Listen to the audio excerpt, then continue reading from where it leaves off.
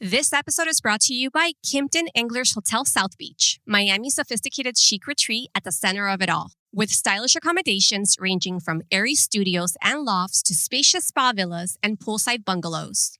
Together with the hotel's rooftop pool and sun deck, second adult pool, lush gardens, and inspired restaurant and cocktail lounge, guests enjoy an unmatched sanctuary-like experience in the heart of South Beach. For more info or to book your next stay, visit www.anglershotelmiami.com and follow them at Anglers Hotel on Instagram or Anglers Hotel Miami on Facebook.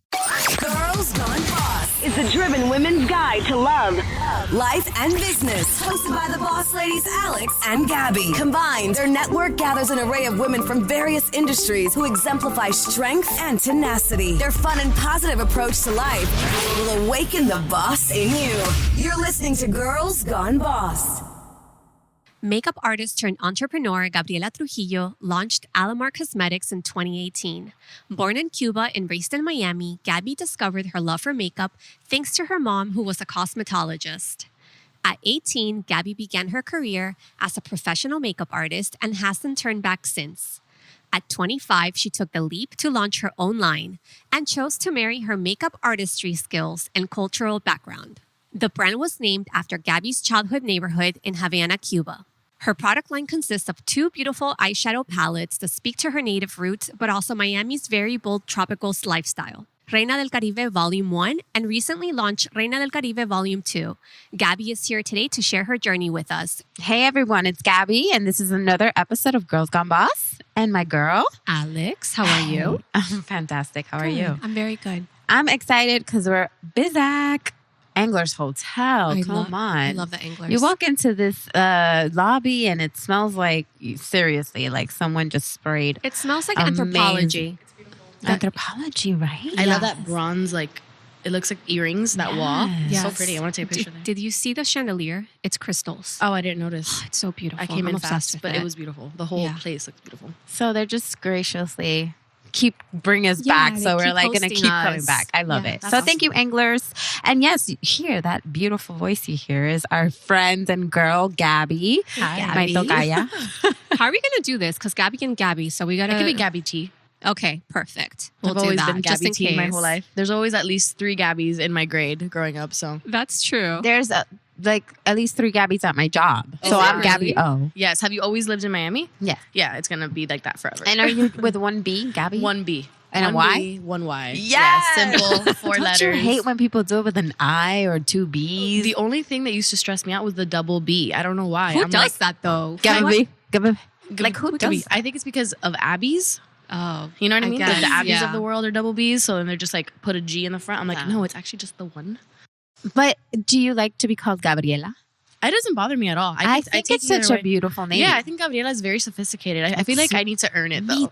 You know, sometimes I feel like I need to present myself. Oh, hi, I'm Gabriela. It'll be Yes. like so weird because it's like so grand. Yes. I mean, we are grand. Yeah, there But- are specific situations where I actually do present myself as Gabriela. I'm like, okay, girl, yes, you are Gabriela. Yes. It depends. If I'm like with adults, I feel the what, same you know? way. Or when like someone writes me an email, they're like, hi, Gabriela. I'm like, damn, Yeah, this am I in must be trouble? serious. And then I'm like, no, that's my name, girl. I get it, because people, when they call me Alexandra, it kind of like spasses me out. I'm like, no, that's not my name, even though it is. I It's know. weird. Do you prefer Alex? Yeah. my Everybody calls whole you life, Alex. Always. So when someone calls me that, it throws me off. But you know what? I'm going to start using Gabriela more. Yeah. That's going to be my alter ego. That's It's going to be my what- Sasha fear. That's gonna It's be what your our alter parents ego. wanted, right? Like Yeah, my mom true. fell in love with the name Gabriela. Like she calls me that a lot. No, it's gorgeous. And it goes with you. Gabby's are super fabulous. Oh, thank and you you're so with your much. neon So top. are you. Oh and yeah, What I sign are really you? went for it. Eyebrows. I'm a Pisces. Okay, I like Pisces. What are guys you the water guys? signs. I'm a Virgo. Okay. Taurus. Oh, you guys are a match made in heaven. Mhm. That's Yes! amazing. Twin We really are. And my brother's a Taurus too, so yeah. That's awesome. Shout out I to love, Mark. I love Tauruses. I get along with them really, really well. They help me. I feel secure around earth signs, I feel. Yeah, we 'Cause are.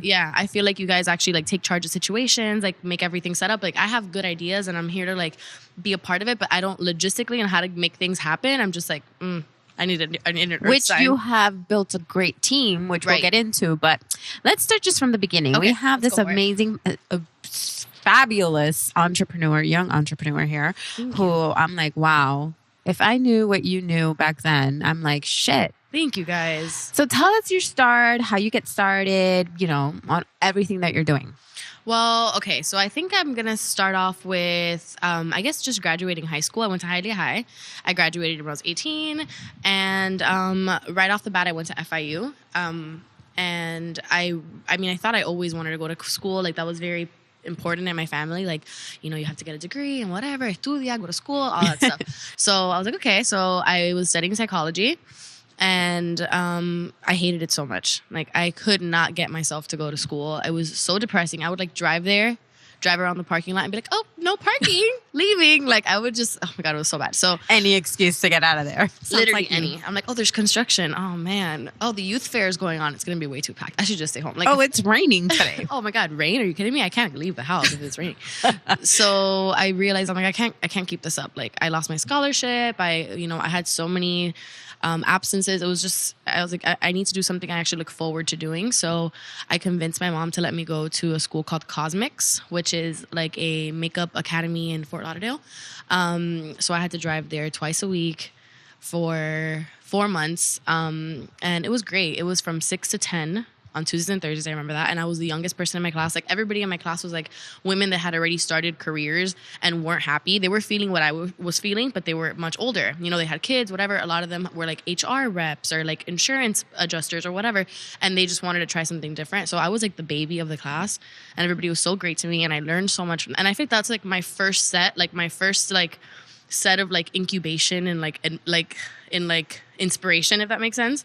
Like, the first group of people that made me feel like, oh man, I can actually do something. Like, I don't know. That was the first group of women I really And in turn, I think you were probably inspiring them. Like, wow. I think so too. And even some of them, I still talk to them on Instagram, and like, we've all gone on and done different things. A lot of them really did leave those careers that they built to go pursue makeup even way later in their life. And I think that's so amazing. So that was a really big part of it, I think. And then after leaving Cosmix, I just freelanced. I did a bunch of prom girls and weddings and just like one-off clients. I had the privilege that my mom owns a spa in Miami Lakes. It's called the Dragonfly. Shout out, Mom. And she's always had a lot of female clients who would be like, oh, you do my daughter's makeup, do my cousin, do my aunt. So I was able to do a lot of faces and practice a lot. But did you do like your friend's makeup Always. in school? Oh my God, I was that person. So you loved makeup from an early age. Oh, extremely. Yeah. My mom went to Beauty Schools of America to be an esthetician, and part of that degree, you have to take makeup classes. Even though she wasn't interested in the makeup part, my mom was all about skincare and like rejuvenation and youth and all of that. She would bring a lot of that home and a lot of those lessons home and all the makeup that she had to build for her kit. So I was obsessed with makeup from as early as I can remember, I think. Yeah. So your mom's your inspiration. Oh, 100%. And everything. She's a Pisces too. Oh, okay. She's like goals in every sense of the word, like spiritually, in her work ethic, like way more than me. I can only wish to like get to that level of like clarity where I can time manage the way she does and all of that. I'm kind of just like pretending to be her most of my life. So, so I was always doing my friends as favors, and everybody would always tell me like, oh, you should charge for this. Like, you could charge, you could, build a little empire. You could like do a bunch of clients. And I'm like, oh my God, like, are you kidding me? Like, yeah, right. At the time, it wasn't like now. It was like makeup artists were only successful if you were like in LA, if you were like Mario, you know what I mean? Right. Yes. So, yeah. Which Mario works with like Kim Kardashian. Exactly. And all of them. He's like, like if you weren't doing like movies and celebrities, like you weren't making money doing makeup. Like, that's facts. Unless you worked for like a counter, but that was just like entry level, which I did eventually end up working at MAC. So from doing like a bunch of freelance clients and all of that, whatever, I kind of started to build up like my reputation in a sense, posting everything. That's kind of like when the rise of Instagram was happening as well. Everything kind of happened simultaneously. So I just started posting like my clients and pictures of my kit and like swatches of makeup, and just I kind of just like built a little bit of a following from that. Then I got my job at MAC. I was there for a while. Also, such a blessing because I met a ton of artists there that had gone through the same thing as me. Like, they tried different careers. It wasn't for them, and they kind of just like dove into the artist side of them. And then I just got to practice on so many people. When you're at a counter, it's like you see all sorts of people, all walks of life, all skin tones, all ages, like really everybody. I think that was probably the biggest stepping stone for me as far as like confidence in being able to do someone's makeup and like no matter what you look like, I can make you look better, you know? Because a lot of the times that's hard. Like you don't know like for specific tastes or skin types or whatever. If you're just practicing on the same type of people, like your own family or friends, it can box you in. So, and you started all that at 18. Yeah, I started at 18. Wow. I started. You're a really focused 18-year-old. I was. I feel like I've gone through like phases of my life where I kind of disappear on people. Like I have that reputation that I ghost, and it's through those ghosting periods where no one's like hanging out with me, where I'm the most like focused and driven and and that's what's like the spurts of time that have like propelled me. You know what I mean? So Does that do make you sense? suggest, like for some people that maybe I want think that to it's important. refuel? I so think it's important. I think that we get very caught up in like your routine and like, okay, I do this, then I hang out with this person and whatever. And if you really want to get to somewhere different, you need to make a radical change. Right. Like you need to, if you really want to change where you're at now, you can't continue doing the same things. You have to do something completely different to get a completely different result. If I wanted to continue feeling the way I was feeling, I would have just kept doing what I was doing. Waking up, going to school, autopilot, you know? So I had to just make the conscious decision. I want a different outcome. I have to do something completely different. So this is when you're telling us your friends were encouraging you at that point, like maybe you should start something. Right. And so it kind of like, you know, planted the seed in you, but still it wasn't something that you were sure about yet. Well, it wasn't that I was sure that I could make a living out of it. I was sure that I had to do something different if I wanted to feel happy. So I would just a lot of the times do it for free. Like I'd be like, okay, I'll do your makeup. And just like that outlet, like that release was like enough to get me going. And then I just kept chasing that feeling and like that feeling of like, this is what I'm supposed to be doing. But that's how you knew you were doing the right thing because you weren't even charging. So it wasn't a business for you. You were just passionate about it. Yeah, not for a while. Yeah, definitely. Yeah, I remember doing like girls in high school and they'd like leave $5 on my dresser. And I'm like, oh, you don't have to, just take it, whatever. And I would like their full face.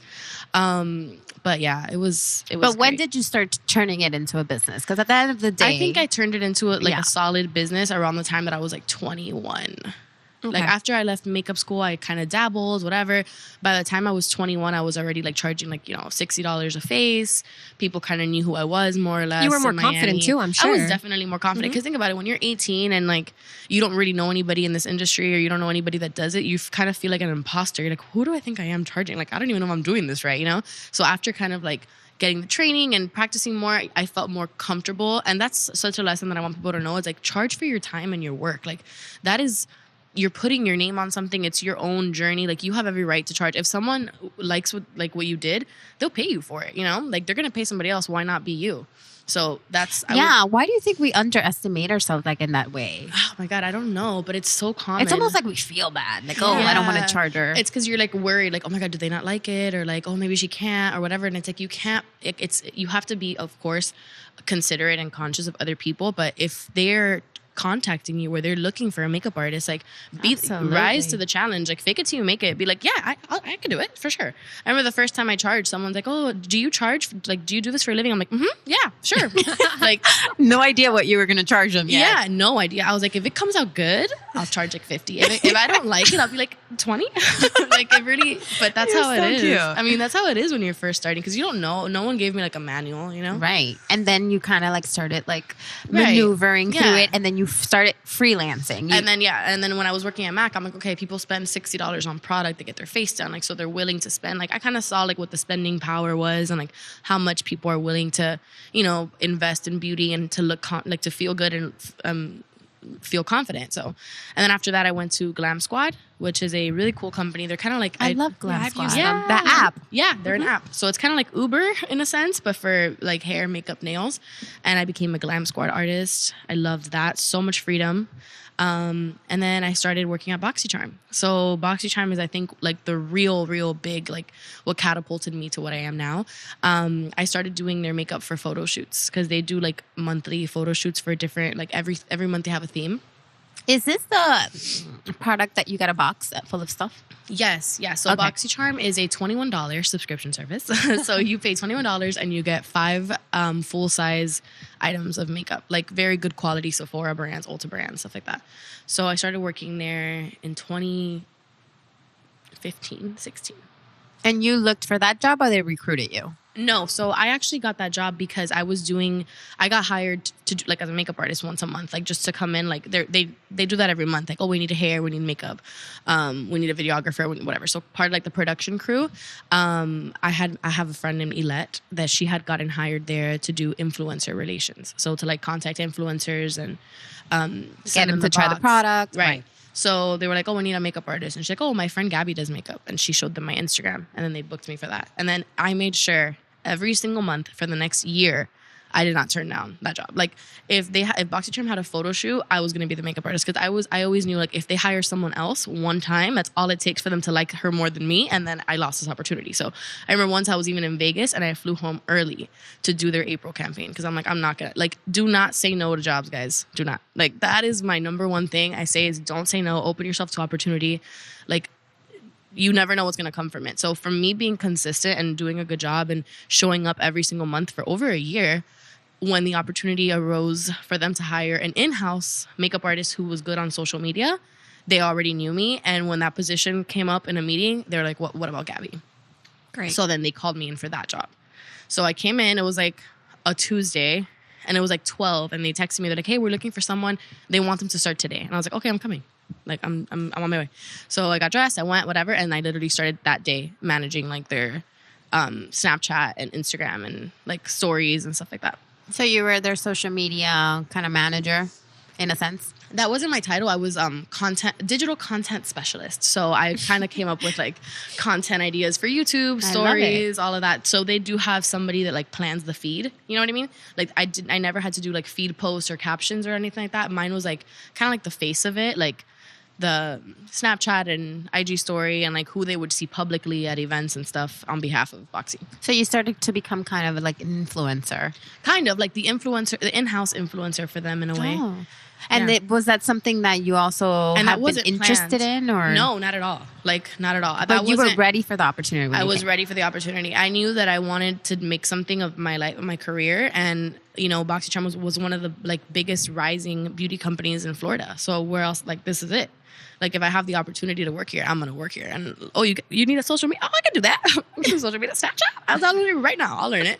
So, Google. Yeah. Listen, guys, you can totally figure out how to do anything on YouTube. Absolutely. So many free tutorials, everything. And I think that it was also, like, I was working with a lot of my friends, too, like, that worked there doing other things. So I just felt, like, comfortable. And, like, we would just, like, play around on IG story and swatch products, and people like that. They feel like, oh, I know them, or like it's relatable. And, you know, I wasn't trying to like sell you, and I was just, you know, being this yourself. is what's in the box, and it's cool, and it's a good value, and people, you know, resonated with that. So yeah, wow, I've been on this question for a really long time. I am so sorry. No, we love it. We're like, no, I just think, okay, so then that catapulted a whole nother level for you. You started so that working. got me into this industry, like inside of this industry, so where I can really see and really learn, you know, because for a long time when you're first breaking into something, you're like an outsider looking, like you're just playing the role, trying to figure out, like, you know, what's your space in this industry. So from getting into BoxyCharm and getting to meet influencers, getting to like do makeup on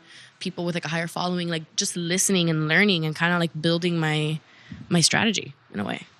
And then I decided I didn't want to work for somebody else, which that's kind of like a spoiled thing to say, right? Like, I don't want to work for anybody else. But honestly, I knew like, okay, what's next? Like, how am I going to achieve? No, that's not a spoiling thing to say. I think that's an empowering thing to say. Yeah, it should be. And I think it is. But at the time, like just complaining like, oh, I don't want to take orders. Like, I don't want to do. But it's because it's like if you have a vision for something and you have to kind of go by what someone else wants, it doesn't feel fulfilling because you're like, oh, I would enjoy this so much more if I got to do it like this. So, yeah, just from seeing like how it worked, I learned a lot from my boss at BoxyCharm. His name is Joe. And shout out to Joe. Brilliant, super smart guy, and super passionate and very caring and supportive. So after working at BoxyCharm for like a year and a half, I told him, because I would see how it would work, like how brands would like get in the box. Like they would contact BoxyCharm, like, hey, I have this cool product. Like, can we put it in the box? And if BoxyCharm liked it, they're like, sure. Like they purchase it at a lower price, put it in the box. And then, you know, you guys, whatever. So I was like, hey, if I create a product, like, can we put it in the box? And he was like, well, you can create it, and if it's good and like if it passes curation, because like everybody in the brand's team has to agree, like if it's gonna like be a hit for the charmers, if it's gonna And they be a good test it, value. right? Yeah, they test it. We curate it or whatever. So he's like, yeah, if it's good, we'll put it in the box. So just like knowing that I had that opportunity, I was like, I gotta get to work on this. So I had always saved money. Like that's something my mom always taught me to do. So I had like the savings that I figured, okay, I'll get married with it, or I'll buy a house, or like eventually I'll have enough to do this and that. But I was like, I'm gonna put it all into this Reina de Caribe Volume 1 palette that I like invented. So that's what I did. And then I had friends, really, really amazing friends, Lily, Ellie, Siobhan, Bridget, girls that were working with me in similar ways. Like one of them is a lawyer. The other one's a social media strategist that saw, like when I told them what I wanted to do, they were really excited by it and they thought that I had something. So they all gave me like little loans and That's so cool. yeah, no, it was amazing. So I had enough to, get a graphic designer and get an idea going and make a logo and, start contacting the labs. And But did you quit at this point, or you were still working no, there? I was still at BoxyCharm, Okay. girl. I didn't quit BoxyCharm till after the product Till she got launched. in the box, girl. Okay. Yeah, I didn't quit BoxyCharm till... But wait, you got in the box, right? Yes, I got in the box. I got in the box. Everybody loved the palette. The palette, honestly, is stunning. I brought two of them I'm for you. so I'm really excited. Yeah, it was beautiful. It was a beautiful experience. I got to make that palette with a lot of my friends that work there too. Like I would bring samples and be like, what do you guys think of this eyeshadow? And the names, and it was so exciting. And yeah, it was just like a really like love-filled product. And when it was done, everybody loved it. And so Take us from like the conception of like starting. Like I want to make a makeup. How do you make line. eyeshadow? How do Right. you start? Who do Okay. you contact? So I wanted to have my own business. That's like the real stem of it. I wanted to have my own business. I knew that my parents had gone through a lot to get me here. Like most immigrant families, there's a lot of sacrifice that goes into leaving your home and starting a brand new life. And I always had that in the back of my head. Like my whole life, that's been my driving force. Like when I wanted to quit college, FIU, like I would have just done it. I'm a very, like, I wouldn't want to say impulsive, but like I do whatever I want, like if I'm honest. So if it wasn't for the fact that I felt guilty and bad for my parents or like responsible for them in a way, I would have been like, bye, like I'll figure it out. Like I'll be fine living under a bridge by myself. Like I'm straight. But I couldn't do that to my parents. Like I couldn't. Like they sacrificed. Are you an only child? I am. Okay. I have a stepsister that I love as if she were my blood sister. My dad raised her. But so I knew I had to do something. And I'm like, who's going to take care of these people? Like if I don't make something of myself, that's it. Like what's going to happen to them? Like they didn't come all this way so then they're I love not. that. It's true. Like I think about it all the time. I'm like, they literally gave up all their friends, their family. They had a home there. My dad was a physics teacher. Like they had a life In for Cuba. themselves in Cuba. Yeah, I'm sorry. I'm Cuban. They had a whole life for themselves, but they were like, I don't want Gaby to not have opportunity. So we got to take her over there. So for me to come here and then just chill and like watch TV, like as much as I would love to, I can't. It was like a slap in the face to them. I think so, Yeah. right? Like that's how it always felt to me. So I knew I had to do something. I need to start a business. I need to do something so that I can secure the bag, secure my parents, secure the girl, future. Secure that bag. So yeah, I was like, I want to start my own brand, and what is better than make like a makeup brand? Like that's what I know. I'm in a position now where I kind of know how to do it. I kind of have like it's like an opportunity I couldn't pass up. So yeah, And what I love is that the name of the brand obviously is very inspired by your family background. yes. So I named the company Alamar Cosmetics. That's where I was born. I was born in like the projects, really in Cuba. It's called Alamar, and it's like a part of Cuba where they put like low income families and just people that didn't have homes or whatever. They kind of like gifted them those homes in Alamar. So my grandmother was an engineer in Cuba, and she worked for the sugarcane industry. And after the revolution and everything happened and the embargo and all of that, that industry kind of fell apart. And they kind of just like retired these people and gave them like little houses in Alamar. So that's where I was born. And I love it there. That's all I know. Like to me, that's what Cuba is, because that's what I know. A lot of people, it's small and a lot of people don't know. But to me, it's like Alamar, like that's Cuba. Is it by Havana? Yeah, it's in Havana. Oh, it's in in Havana. Havana. Yeah, Okay. it's eastern Havana. So it's a neighborhood in Havana. Correct. Like Okay. saying Hialeah in Miami. in a Right, way. okay. Yeah. So, so I named it Alamar because I was like, what is this about? Like, what does it mean? And it's like, that it means me. It means my culture. Where like, what's the driving force of this brand? And it's my roots, which is Alamar. Jinx. Fun fact, Roots Cosmetics was the other name that I was thinking of for Alamar. But I'm like, it's like doesn't really, it's not as feminine or like doesn't roll off like Roots, you know? So I went with Alamar. It sounds more like, it could be French, it could be Hispanic. Yeah, and it's easy for any ethnicity to say it. Right, Alamar.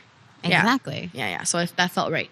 And then you contact like scientists? Who do you chemists? No, so who makes makeup? Laboratories, cosmetic laboratories. There's millions of them. I mean, literally everywhere. If you Google it, like cosmetic laboratories in the U.S., in Asia, they're everywhere. So where I worked at BoxyCharm, we had created products for brands before. So like or helped them collaborate on products. So I had we had been in talks with like little labs along the way. So before I actually finalized with the lab that I currently use, I was going to work with a different one in California. I had flown out to California. I started my formulas. So it's cool. Like you book lab time, which you have to pay for most of the time. And it's like time with the chemist.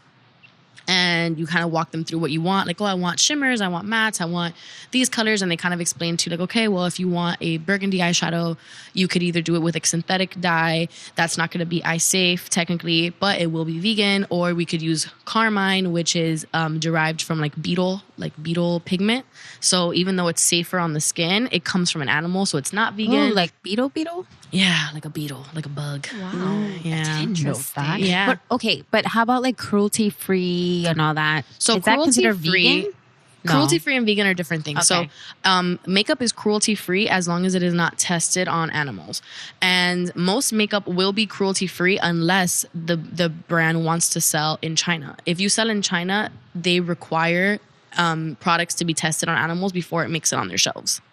That's just the law. Like by law. Yeah. So a lot of global brands, not to be shady, but like MAC and NARS and like those big brands that have global distribution, they're going to have to sell, they sell in China. So a part of it is what's going to get sold over there does have to go through some sort of animal testing. Animal testing, yeah. So wow. as long as you use a lab that is cruelty free, so like the labs that I work with, they don't conduct any animal testing. They test it on each other, on themselves. Like it'll literally be a bunch of people testing testing a lip gloss, and it's a bunch of women and men trying it on their skin, taking it home and writing up reviews on notes. it. Yeah, notes like this happened, this isn't irritating, whatever. So as long as you're using a cruelty free lab and you're not selling in China, you're good.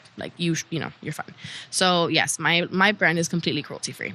And for anyone that may want to start a brand, how do you start vetting for these laboratories? Like, where do you find them? Is there a laboratory directory? Well, you can go to a lot of trade shows. So there's actually shows that you can buy tickets for that you can, look up. They have them often in Miami. They have them in Vegas. There's one called Cosmoprof. They have them in New York, LA, where it'll be a bunch of manufacturers, a bunch of labs that come up with their newest formulas, and they set up little booths, and then brands or buyers will go and meet them all. And let's say this lab is we have this amazing new moisturizer ingredient that we sourced. We could put it in anything. We could put it in primer, whatever. So then you start working with them. Okay, let's take this ingredient that only you have, that you sourced, and let's put it into a lip balm. And that's why you see these brands that will have a CBD lip balm, because their lab probably contacted them and said, we have CBD now, let's put it in something. Does that make sense? Cool. I didn't know that there was CBD cosmetics. Oh yes, it's on the I may need my Things whole line to CBD. be CBD. It's on. You'll the find rise. it too. And what would it numb your lips or something? Or what's the point of having CBD in lip balm? That is a great mystery. Is it just a marketing ploy? Who knows? It's true. would get your lips high. To be honest, I really don't believe that a CBD lip balm will have any real medical. Right. Maybe it plumps them a little bit more. I think it's just a marketing thing, to be honest, Got it. or just just because it's a hot Because topic. it's a hype. Right, it's a hype. Yeah. There are ingredients that are extremely beneficial, and then there's some that I'm okay, well, okay, we'll see. So as far as your product lines, then you went to these laboratories to create the palette. Correct. So In person. Reina del Caribe. Reina del Caribe Volume 1. And you knew the Created colors it you in wanted, person. though. Exactly. I was okay, I want, what's trending, I feel like blue is going to come in. Blue is going to be hot. I can kind of gauge from what has come out and, kind of see, okay, well, if blue is doing really good, it's inevitable. Like, we're going to have a green moment. We're going to have a purple moment. Like, it kind of, you know. So at that time, I was like, I really want like a really strong, beautiful blue. So Varadero was kind of like really important for that palette. And then the shades that I knew I wanted were Varadero and El Malecón. So if you look at the palette, El Malecón is like a goldy green, and then in Varadero is like a incredible blue. Yeah, it's like I've been to Varadero, and the water is incredible. So it's kind of like that. You're Yes. mimicking that. I'm kind of mimicking that, and it has like glitter. It's beautiful. So then I kind of was like, okay, what shades are gonna go around this palette? So I kind of built the rest of the palette to like complement those two shades.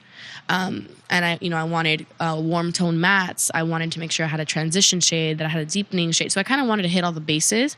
I had to be sure that every single shade would look good on every skin tone. So it was like every time I would get a sample, I had to try it on like multiple people. I wanted the shadows to work well, wet and dry. So that was another element to it. It's just a lot of things that you go back and forth. So you did a lot of research, it sounds like. Absolutely, yeah. How long did it take you? The first palette took me 15 months from concept to being on the website. 15 months. Yeah. So you sell, which is the beauty of the market today, is you sell directly to consumers. Yep, DTC, alamarcosmetics.com. Which is amazing. It has changed the game completely. Incredible. You don't have to go through a distributor. Nope. It's directly to your consumer, which I think that's why Kylie Jenner is doing so incredible. Has surpassed in like Everyone. everywhere, because now she has that obviously influence, but I think that's beautiful, because then you're able to like really connect with your consumers, get to know them, maybe even get some advice from them, what they want, what they really, really want. And you have so much more freedom. Like when you work through a retailer, like if I was in Sephora, which I'm not saying I don't want to be Sephora, just so you know, but if I was in Sephora, you have to collaborate a lot more. So it's like, okay, what does Sephora want for holiday? They're really focused on glitter eyeshadows. Okay, I got to make a glitter eyeshadow. What's their marketing? Like you kind of have to fit in with what they're doing. It's part of like a retail strategy that every brand, so like when you see a lot of brands launching the exact same thing, it's because like you'll see like, oh my God, everybody's launching purple lipstick, like holographic lipsticks. Okay, it's because there's a demand in the retail, and the retail kind of tells them all like, we want this for fall or for spring, whatever. When you're DTC, direct to consumer, at home by yourself, I can literally wake up and be like, I want to make a bronzer.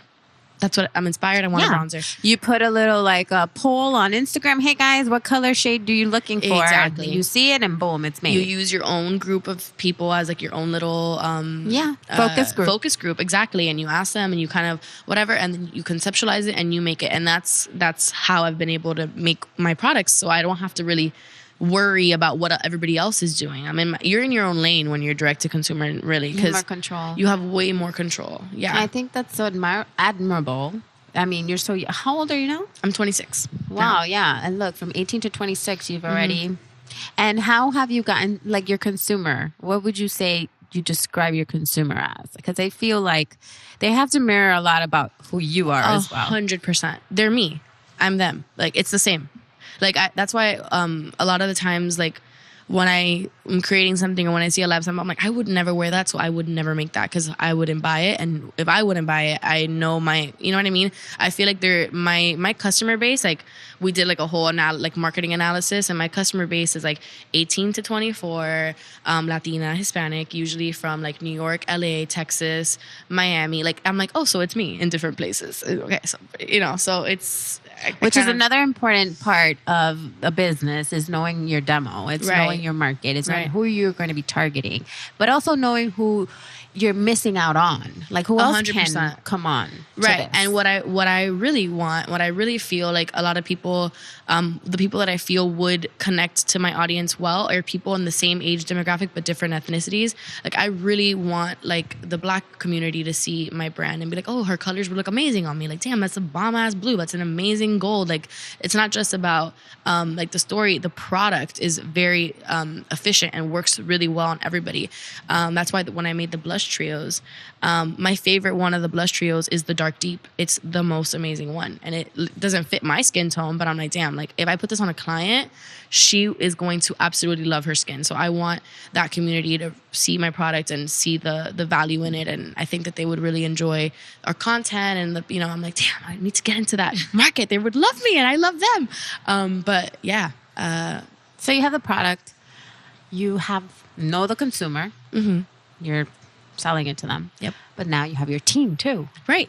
Yes. So that's important. Yes. And you have created a team. Yes. In the year that I've been doing Alamar, I've gotten my team together, which has been what I needed. I have a problem where I love to work like alone. Like I have a hard time asking for help. I admit that, and I'm working on it. So being able to like delegate things and not even that, just like leaving parts of my brain unoccupied and giving that task to someone that's better at it than me has been incredible. I'm like, dude, finding someone that understands Instagram more than me, finding someone that understands like marketing better than me, because I had little bits of knowledge in those things from picking it up along the way, but like what I'm truly good at is the makeup, the product, and like the final result on a face. You know what I mean? So I keep trying to play the marketing role and the Instagram role and the whatever, but that's not me. So I'm like, I need to find people that they're just as good at that as I am at this, and we're gonna be unstoppable. Make your life easier. Yeah, I know, we're gonna be unstoppable. Like if I could find and you know, all my team are girls. They're actually all Latina girls now that I think about it. Girl and power. my fiance Jordan, hi. So finding people that are just as good at, you know, what I do, but in their field, it has been incredible. Like they have taken it to a whole nother level, and they've added other perspectives. Like I work with Jocelyn, who's Nicaragüense, and we love Jocelyn. She was on the podcast before, Chasing Clark for DM. She's incredible, and she's Nicaragüense. So what does she do for you? She's my social media manager. Oh, so awesome. she strategizes campaigns, everything that's going to go on the feed and on stories. She's made it so much more engaging. We've grown so much since she's been with me. Like incredible. I think we've grown like 20,000 followers on Instagram, and she's only been with me like 2 months, guys. It's crazy. Wow. Yeah, she's insane. She really gets it. She understands it. She's exactly what a brand would need, but don't take her from me. She might. I'm sure she has multiple clients, Gabby. She does. She has multiple. She juggles so much. I don't even know how she does it. Wow. No, I'm super impressed by you. You're 26 years old and already like running a business. Thank you, guys. So what's any advice that you would give somebody wanting to start their own makeup line?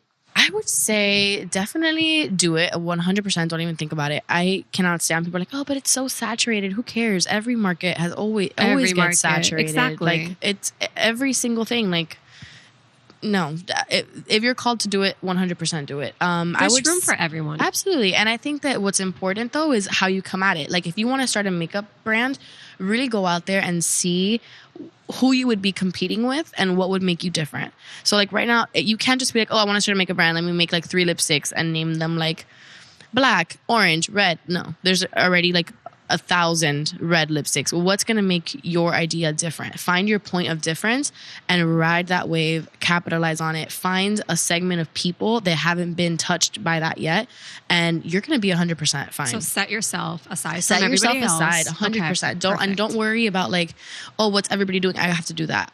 False. Find what's missing. Like, okay, man, even if it's a small product, like, oh, I've always wanted this type of highlighter, but nobody makes it. Okay, so make it and then market it in a way that, you know, is going to draw people to it the way you've been drawn to it, you know?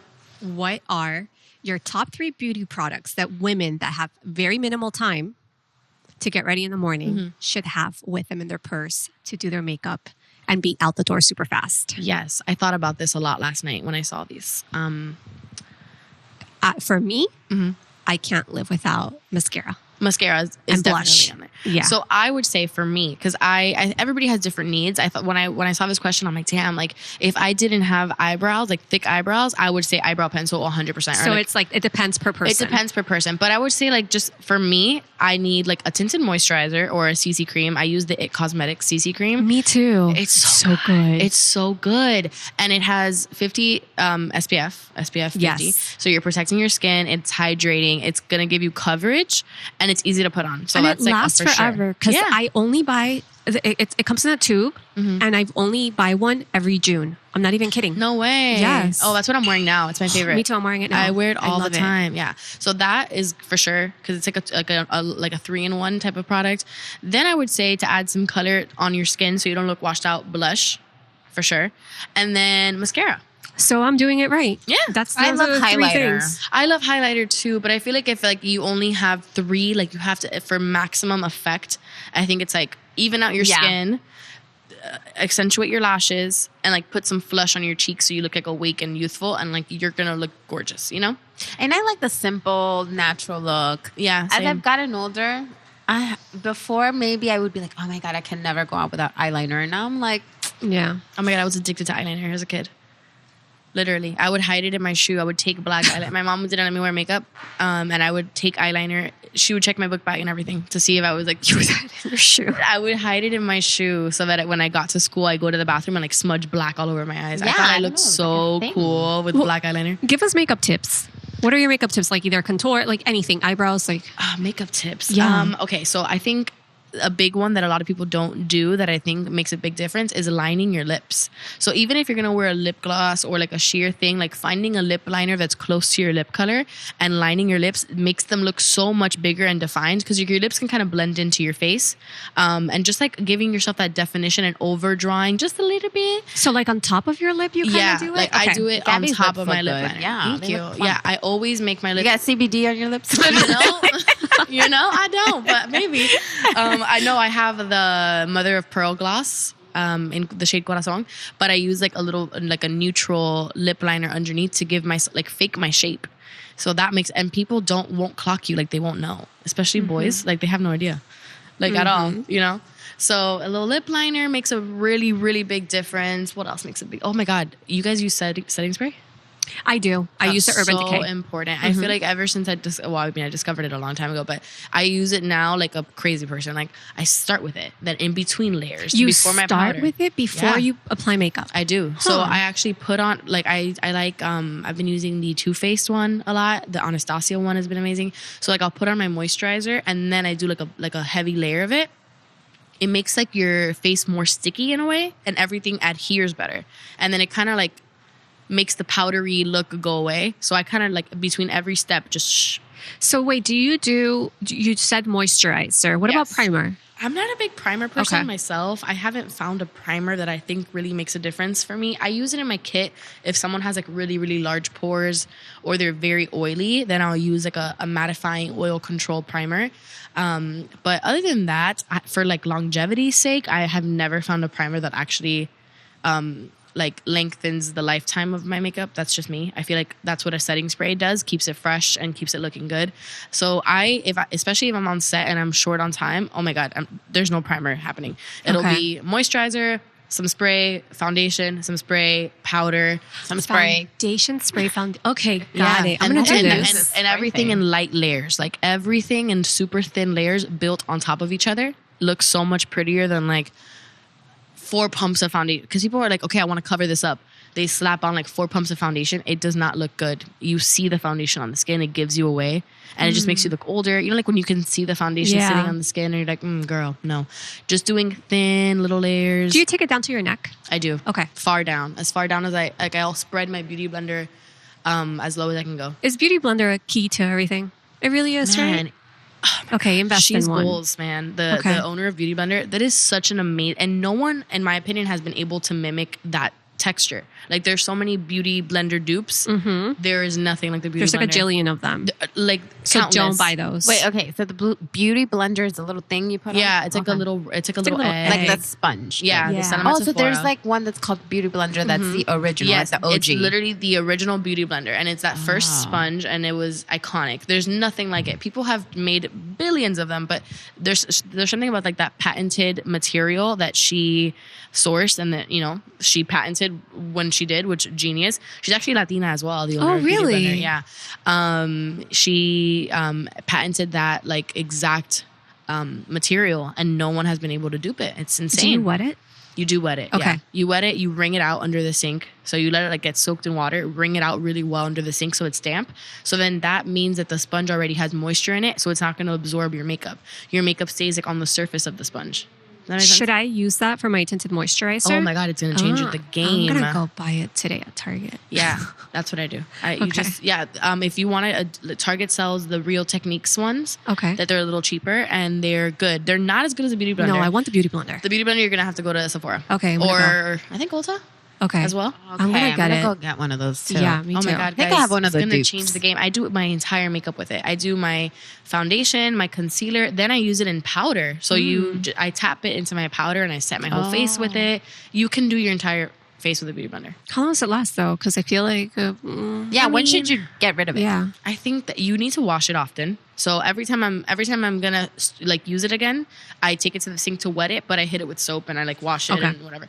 So I do that every single time I use it, and then that same beauty blender will probably last me like 2 months. Okay. Are your lashes real? These are my real lashes. Yes. How? I'm just wearing mascara. They're super long. Thanks, guys. What do you do? Do you curl them first? No, I mean I usually do, but I have lost all the curling, all the lash curlers I've ever bought. I lose them, so I'm not curled right now. This is just what am I wearing? Oh, I'm wearing the Pretty Vulgar Faux Reels. It's called Faux Reels. It's really good. So for a girl on a budget, drugstore mascara, which is the best? Drugstore mascara. I used to be obsessed with the Jordana. Did you guys ever try that Jordana? I used to do their eyeliner.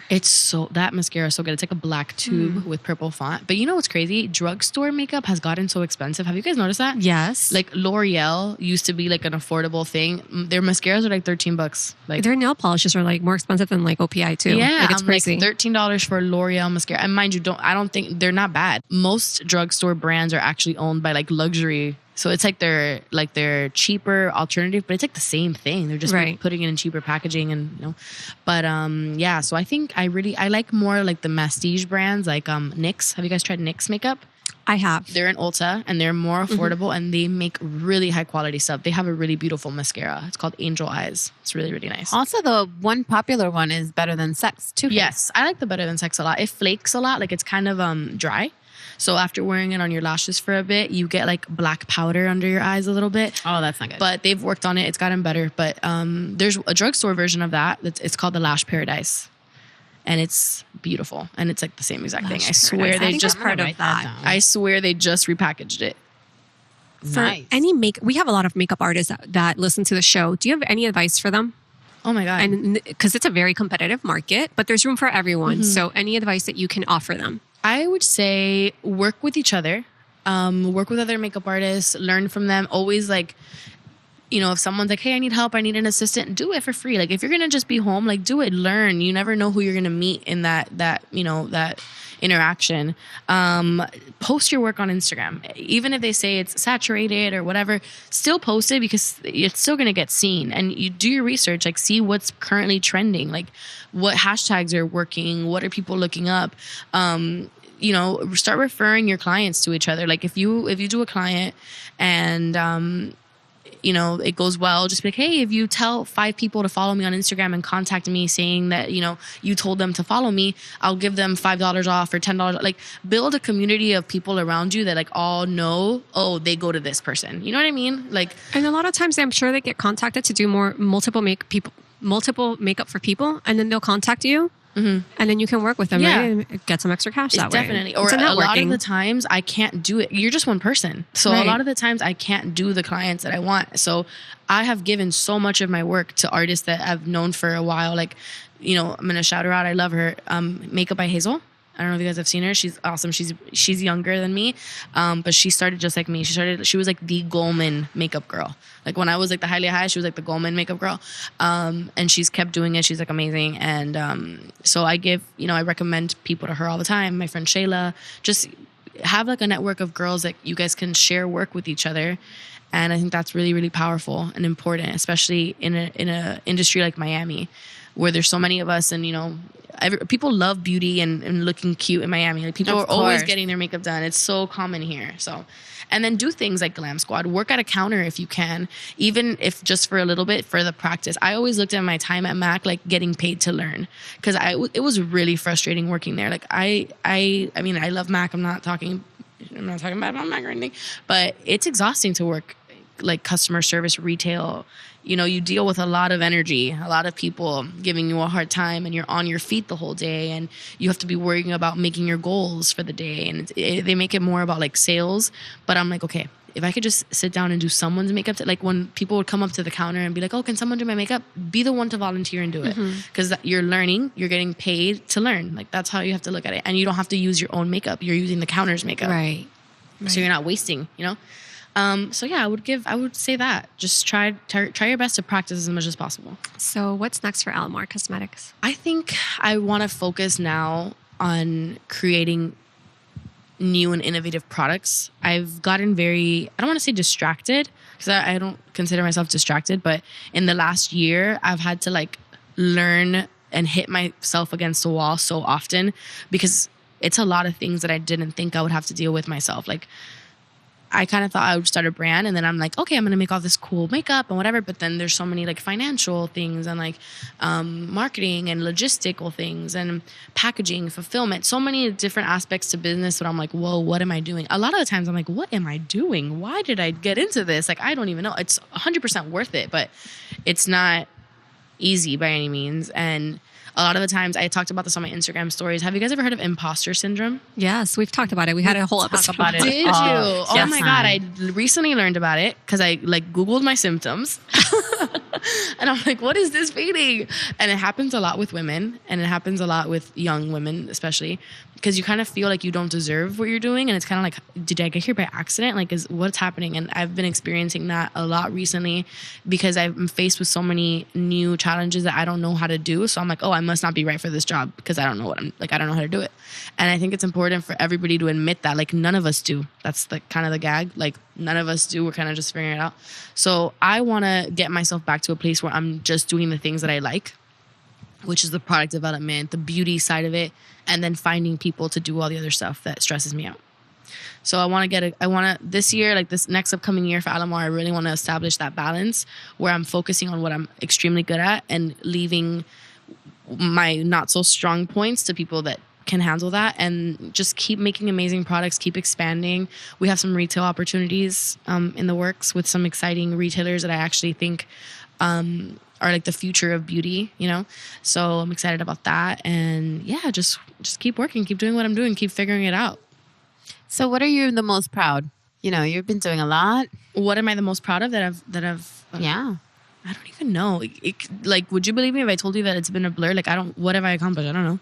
What have you accomplished? Are you kidding me? I know. Okay, no, I know the whole Take brand. a sip of that Cavassier, girl. I know the whole brand. I know, I get it. But like, it goes by so fast, guys. I don't know. But you know what? Maybe slow down and take it all in and be like, damn, I'm killing it.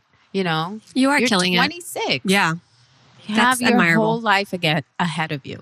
But I think that's, you're so ambitious that sometimes you're like, I want more, you know? But it's like, am I ambitious? Because sometimes I'm like, I don't want to do any of this. But that's normal. I That just comes in wanna waves. sleep. Yeah, it comes in waves. Guys, motivate. Like, everybody, I feel like some people I like have, that you're being real about it. 100%. Like, I could be like, here, I'm a boss ass bitch. I do this. I wake up. Sometimes I don't want to do any of it. love you. I don't want to do any of it. It's so cute. Thank you, guys. Sometimes I don't want to do any of it, and I feel like I'm not doing enough, and then I feel like I go through these spurts of like intense work mode where I'm like, I don't want to see anybody. I just want, and then I'm like, who am I? Like, I want to go under a cave. But that's the thing. You're a Yeah. very creative person. Thank and you. you got to give yourself more credit for that, because what you need to do is recharge yourself. And that's when that comes in. Yeah, I felt like that. I went on a vacation recently, and I was like, let this be that. Like, if at the very least, even if I'm not like jet skiing and doing all these crazy fun adventures and like exploring a cave and like whatever, I'm like, just chill, just sleep, listen to your body. If you want to, just do what feels right so that you can get back to like your normal self. Because since I started Alamar, to be honest, I feel like I go through spurts of like not being my normal self, because I'm like, I'm fitting into like this new role of like CEO and whatever that I've never done before. So yeah, I can't be too hard on myself for not knowing what I'm doing, right? No, and I think you should be proud of that you're doing it. Because there's so many people that have it in their heads and they're like, okay, I really want to do this, but they haven't executed it. And this same feeling that I have, I've noticed that all my friends have.